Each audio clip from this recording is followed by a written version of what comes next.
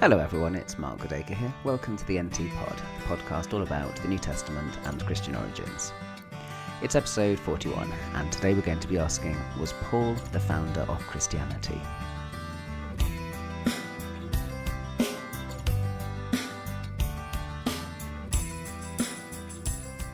Well, the NT Pod's been away for far too long, and that's because of, first of all, microphone troubles and then an extremely busy work schedule.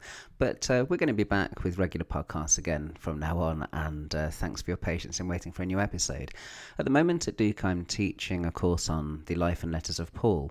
And one of the things I like to ask right at the beginning of the course of all the students is to think about these sensationalist kind of claims that you often get in the popular literature, that you get in TV documentaries, that you get in popular books and so on, that Paul, the Apostle Paul, was the founder of Christianity. And the thing is, my own feeling about this is that we should neither fully embrace that idea that Paul was the founder of Christianity, nor should we completely poo-poo it as something that's kind of ridiculous and not even worth thinking about. It's something that's very much on the agenda as you reflect on Christian origins, in other words. Now, the idea that Paul was the founder of Christianity goes back in many senses to William Vrader, who spoke of Paul as the second founder of Christianity. And it's still used in scholarship today by people like Gert Ludemann, who talks about Paul as the founder of Christianity. And of course, it's easy to see why on all sorts of levels.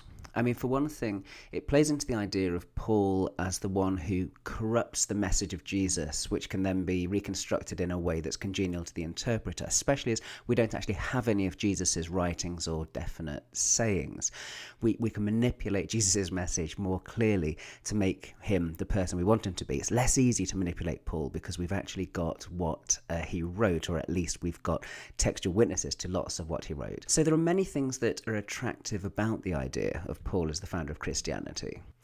For one thing, you've got to look at the just sheer pervasive presence of Paul in the New Testament. I mean, as you peruse through any edition of the New Testament, you find that 13 of the epistles there have got his name on them, and that's like a massive contribution in terms of sheer volume. And then when you think about Paul's ministry, think of the sheer number of converts and the sheer distance travelled. I mean, Jesus only gets around Israel. He just occasionally goes over the border into kind of surrounding regions. But Paul goes miles and miles. I mean, in Romans 15, he talks about how he's gone from Jerusalem as far around as Illyricum. That's almost all the way to Italy. And then he's planning to go on even further and get to Rome. And then he's planning to go further to get to Spain. I mean, the sheer distance that this man travelled is quite unbelievable. And then throw in as well, of course, that Christianity today and for centuries has been a Gentile religion. And more than anything, surely that has a lot to do with Paul. So much of what we read in Paul's letters is to do with the issue of how Jews and Gentiles relate. And although Paul's Jewish himself, he really sets the kind of the foundation for Christianity as a Gentile religion rather than a kind of Jewish religion or a sect within Judaism. It's easy too to think of Paul as a founder of Christianity because of the differences that you can see between Paul and other early Christians. I mean, look at James, the brother of Jesus, and Peter. I mean, Paul had stand-up rows with these people, well, at least certainly with Peter. In Galatians 2, you have this big row with Peter in Antioch. And so you can see big differences. And you can see in Paul's letters that he's struggling with some of those differences between himself and between those kind of founder apostles. And then look also at Paul's own claims. I mean, he talks about his gospel, and he talks about the call that he gets by revelation. He stresses all the time that his gospel doesn't come from those who were Christians, who were apostles before him. It comes by revelation. It comes directly from God. His calling, he says, is from God. So there are lots of things that make the idea of Paul, the founder of Christianity, an attractive idea.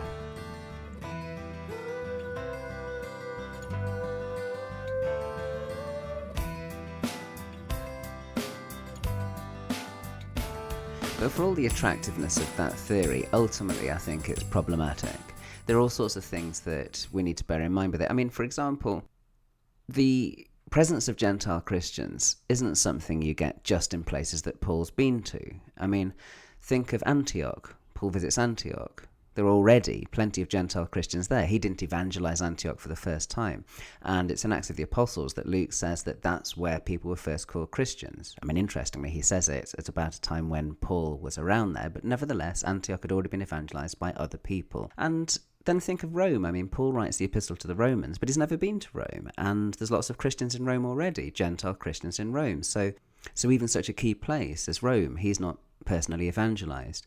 And then think of Africa. I mean, did Paul evangelize Africa? Of course he didn't. I mean, you've got all of these Christians in Africa in the early period, and these people are not people who've been evangelized by Paul. So I think there we have to be careful of this idea that somehow Paul is responsible for the whole of Gentile Christianity. He's not. And then think of the New Testament canon itself. Yes, there's lots of Paul in there, but there's also a lot of non-Pauline material in the New Testament too. Things like the book of Revelation. I mean, it's not really that Pauline, is it? And although there are lots of books in the New Testament where you can say, oh, there's a little bit of a Pauline flavour there, there's a bit of Pauline influence there, there are also lots of non-Pauline strands. The very reason that you can say that a book like Hebrews isn't written by Paul is because it's so obviously different from the way that Paul thinks about things. Think too of the agreements between Paul and others. I mean, even when Paul is at his belligerent strongest in Galatians 2, where he's having this kind of stand-up row with Peter, notice that this comes on the back of a big agreement between Peter and Paul. They've just been to the Jerusalem conference in Galatians 2, Galatians 2, 1-10, and that conference has ended with a big agreement between Paul and James and John and Peter. And if you look further to other little signs of what happened between Paul and the other early Christians, you notice really key agreements between them.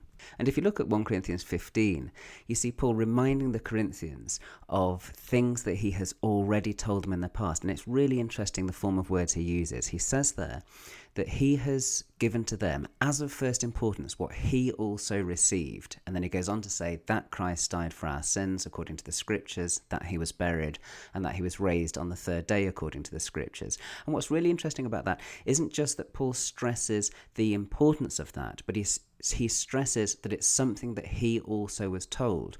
And you can tell who it was that told him it, because the people that he goes on to talk about in that list of resurrection appearances of Jesus are people like Peter and James again.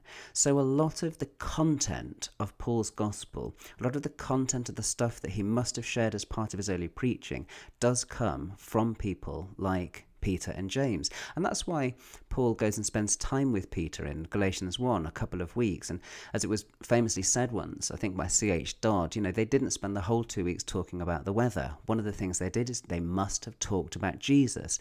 And they shared lots of this stuff. People sometimes talk as if Paul is the person responsible for really stressing the crucifixion and resurrection of Jesus. And I just don't think this is the case. You can see clearly in his epistles that the kind of emphasis that he places on Jesus' death and resurrection is something that he shares with other Christians. That fact and the centrality of that itself isn't something that he thinks is controversial. How you interpret it begins to get a little bit interesting, especially when you relate it to Jewish and Gentile relations. But the idea of Christ's death for people's sins, according to the scriptures, the idea of his resurrection, these are not controversial things between Paul and other early Christians. And so Paul, I don't think, is rightly called the founder of Christianity. He's one very, very important person. He's one key figure, but not the founder. Well, thanks for listening to the latest episode of the NT Pod. It's good to be back after all these weeks. You can find me on the web at podacre.blogspot.com, on Facebook or on Twitter at ntpod. I'm on Duke University's iTunes U, or just iTunes. And I'll be along soon, and I mean soon this time, with another episode. Thanks again for listening. Bye-bye.